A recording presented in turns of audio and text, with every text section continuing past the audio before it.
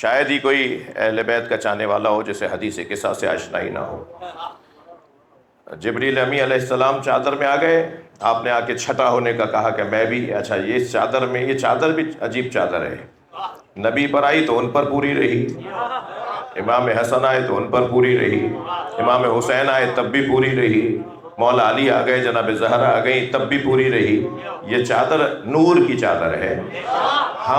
ہماری چادر کے لیے تو کہا جاتا ہے چادر دیکھ کر پیر پھیلاؤ، مگر اہل بیت کے بارے میں یہ کہا جائے گا کہ چادر انہیں دیکھ کر پھیلتی ہے، یہ جو ایسا چاہیں گے ایسا ہوگا۔ ایک صلوات اور پڑھے محمد و آل۔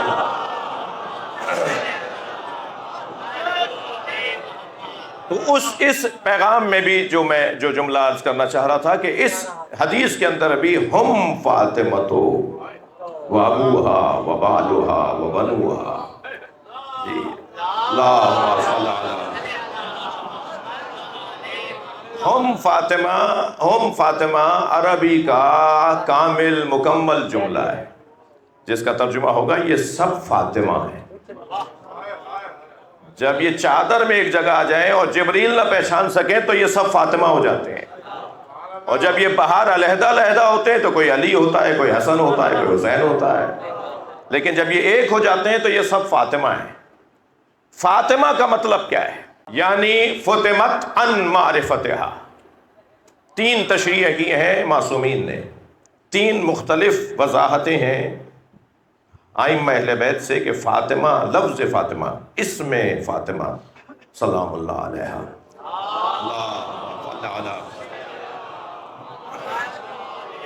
اس کے تین معنی ہیں جو ائمہ اہل بیت سے نقل ہوئے ہیں۔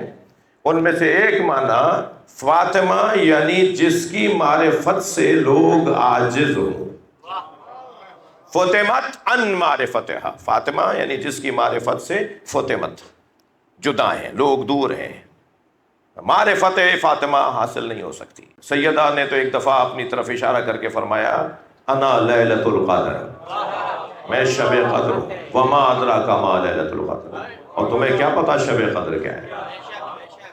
تو شب قدر کچھ چیزیں ہیں جو ہمیں بس بتائی گئی ہیں، اس کو سمجھنے کے لیے شدت معرفت کی ضرورت ہے، جیسی جیسی معرفت، یعنی حتیٰ ایک بزرگ عالم ایک عارف کی خدمت میں کبھی مجھے جانے کا اتفاق ہوتا ہے، وہ سید علی قاضی طباطبائی کے شاگرد ہیں، سید مرتضیٰ کشمیری کے شاگرد ہیں۔ سید مرتضیٰ کشمیری جو اصل کشمیر سے عراق گئے تھے، اور پھر آیت اللہ خوئی بھی ان سے استخارہ دکھواتے تھے، یعنی فقہ میں آیت اللہ خوئی ایک پہاڑ تھے، مگر روحانیات اور معنویات میں اور عرفانیات میں آیت اللہ خوئی بھی انہیں اپنا مرشد مانتے تھے۔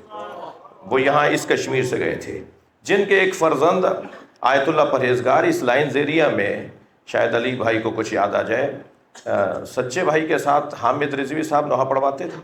حامد صاحب کے گھر کے کہیں اطراف میں آیت اللہ پرہیزگار آ کے رہے تھے کچھ عرصے، کوئی 52-54 کی بات ہے، 1952-1954 کی۔ صاحب کرامت عالم دین، ہزارہ قبیلے کے جنرل صاحب تھے نا، جنرل موسیٰ صاحب، جب وہ شاید گورنر تھے پنجاب کے، تو وہ گورنر ان کے مرید بھی تھے وہ، یعنی گورنر صاحب آیت اللہ پرہیزگار کے، آیت اللہ مرتضیٰ کشمیری کے بیٹے کے، آیت اللہ پرہیزگار، ان کے ایک بیٹے اس وقت اکاڑا میں رہتے ہیں، مولانا عبدالحمید رضوی، امامہ لگا کے جہاز اڑاتے تھے، پائلٹ تھے وہ، پاکستان کے جہاز وہ امامہ لگا کے اڑاتے تھے۔ وہ تو ابھی زندہ ہے نا، میں کوئی چاہے گا تو ان کا نمبر بھی دے دوں گا، بہت عارف عالم ہے یہ جو ہے، خود انہوں نے پیشہ عالم پورے ہوئے، لیکن ان کا پیشہ تھا یہ ایئر فورس کے جہاز اڑاتے تھے، کوئٹہ رہے، اکاڑا میں شادی ہوئی ہے تو کچھ زمینیں اکاڑا میں بھی ہیں، بہت بزرگ عارف لوگ، عارف خاندان۔ انہوں نے دیکھا ایک طالب علم پریشان نظر آ رہا ہے، کہا بیٹا کیا بات ہے؟ کہا استاد میرے جو حجرے کا دروازہ ہے اس کے تالے کی چابی، اس پہ تالا ڈال کے گیا تھا درس پڑھنے کے لیے، واپس آیا ہوں تو چابی نہیں مل رہی ہے، پریشان ہوں،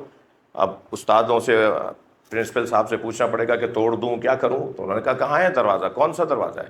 تو تالے کو ہاتھ میں لے کے انہوں نے تالے کو دیکھ کے کہا یا فاطمہ الزہرا، وہ ایک دم تالا کھل گیا۔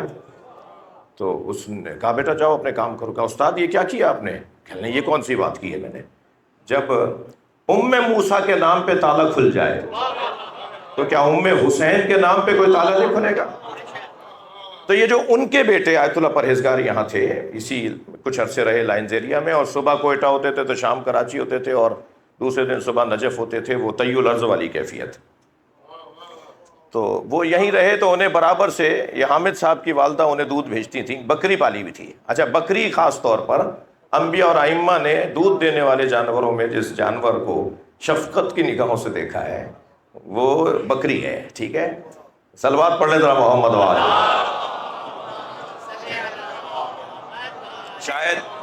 شاید تمام ائمہ کے ہاں گھر میں بکری تھی، شاید تمام ائمہ. نبی مکرم کے ہاں تو کثرت سے، کبھی ایسا وقت نہیں آیا کہ جب نبی مکرم جس دودھ کو استعمال فرماتے تھے وہ اس جانور کا دودھ تھا. تو انہوں نے فرمایا حامد صاحب لے جاتے تھے دودھ، تو ایک دودھ بکری نے دودھ بند کر دیا. ظاہر ہے ایک وقت آتا ہے بند ہو گیا، خشک ہو گیا دودھ. تو کہنے لگے وہ آج دودھ نہیں آئے گا مولانا، وہ تو ایسا ہو گیا. کہنے لگے نہیں بکری سے جا کے کہو اولاد زہرا کو دودھ چاہیے. تو وہ کہنے لگے شاید یہ مذاق کر رہے ہیں. تو دوسری دفعہ کہا، تیسری دفعہ کہا، پھر ان کی والدہ کہنے یہ عام عالم نہیں ہے، کوئی مسئلہ ہے.